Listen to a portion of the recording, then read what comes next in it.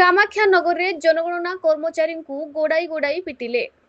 सारा राज्य रे जनगणना कार्य चालुथिबा बेले कामाख्यानगर रे जनगणना करिबाकू जाइथिबा कर्मचारी मानकू मरणात्मक आक्रमण होईछि। आक्रमण रे 4 जण जनगणना कर्मचारी आहत होइथिबा बेले एथिरे 2 जण महिला कर्मचारी अछंती। सकाळे कामाख्यानगर एनएसी 3 नंबर वार्ड महिमानगर साहि रे घटिछि एभଳି एक दुर्घटना। जनगणना कर्मचारी को माड़ मारिबा सह जनगणना करुथुबा दीदींको गाड़ी भांगिले जैनिक व्यक्ति। कर्मचारी मानकू असभ्य भाषा रे गाड़ी गुलज करबा सहित जनगणना कराई देलेनी संपृक्त व्यक्ति और तांको दुई पुओ। आक्रमण रे महिला कर्मचारी मुहरे आघात लागिबा सह पत्थर धरी मारिबाकू गोड़ाइथिबा कहिसंते। खबर पाई घटनास्थल रे कामाख्यानगर उपजिलापाल तहसीलदार एसटीपीओ और थाना अधिकारी पहुंचीथिबा बेले तांकू असभ्य भाषा रे गाड़ी गुलज करुथुबार देखिबाकू मिलिथिला।